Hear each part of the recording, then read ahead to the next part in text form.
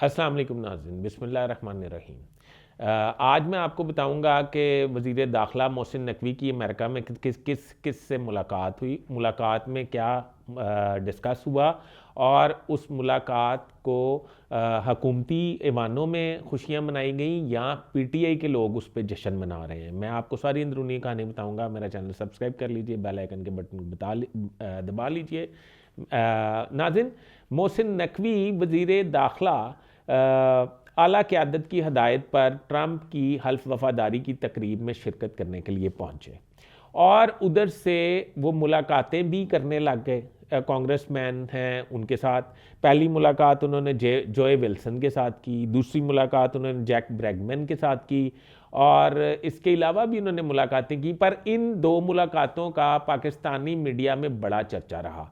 मोहसिन नकवी की ये मुलाकातें जो हैं उनमें जैक ब्रैगमैन जो हैं उनसे जब मुलाकात हुई तो उन्होंने पुरजोर मोहसिन नकवी से मुतालबा कर दिया कि बानी पीटीआई इमरान खान को फौरी तौर पर रहा करवाया जाए और इंसानी हकूक़ की खिलाफ वर्जियों पर काबू पाया जाए। ये आप हमारा पैगाम जाकर हुकूमत पाकिस्तान को दे दें। और उसके बाद जैक ब्रैगमैन ने एक ट्वीट भी दाग दिया और ट्वीट जो है वो मतलब रोज़ाना यानी कि लम्हा ब लम्हा बाद मिलियंस की तादाद में बढ़ रहा है उनका ट्वीट। जोए विल्सन से मुलाकात हुई। जोए विल्सन इंसानी हकूक़ के बहुत माहिर गर्दाने जाते हैं अमेरिका में और रिपब्लिकन के अहम रुकन हैं। उन्होंने उनसे जब मुलाकात हुई उस मुलाकात में भी उन्होंने कहा कि रिपब्लिकन की पॉलिसी है फ्री इमरान खान। और मोहसिन नकवी ने ये बात सुनी और मोहसिन नकवी का ये ख्याल नहीं था कि वो इसको मोहसिन नकवी की मुलाकात मोहसिन नकवी ने उन्हें सेटिस्फाइड करने की कोशिश की। उन्होंने बताया कि एग्जेक्टिव ऑर्डर के ज़रिए ये काम नहीं हो सकता, ये अदालती तरीके से हो सकता है। तो उन्होंने उसके बाद जब मीडिया पे मोहसिन नकवी की मुलाकात की बहुत चर्चा हो रहा था तो उस वक्त जे विल्सन ने भी एक ट्वीट कर दिया। ट्वीट भी मिलियंस में चला गया देखते ही देखते।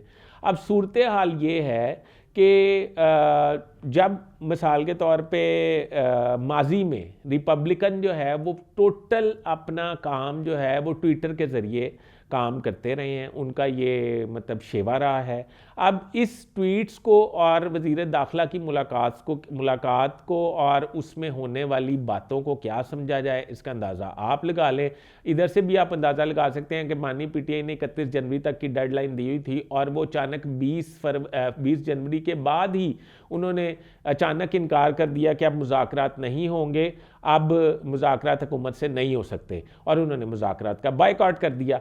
अब आप अंदाज़ा लगा लें कि आइंदा चंद दिनों में क्या होने वाला है। क्या बानी पीटीआई वाकई रहा होने वाले हैं या मौजूदा हुकूमत, मौजूदा इस्टेब्लिशमेंट ये वज़न या ये बोझ जो है वो सह जाएगी। और अब देखना ये है कि अगर रिपब्लिकन के दो अहम अरकान जोए विल्सन और जैक ब्रैगमैन इन्होंने ये मोहसिन नकवी से भी कहा है और इन्होंने ट्वीट्स भी किए हैं, तो इसका मतलब ये है कि आने वाले वक्त में कुछ हिलजुल तो ज़रूर होगी।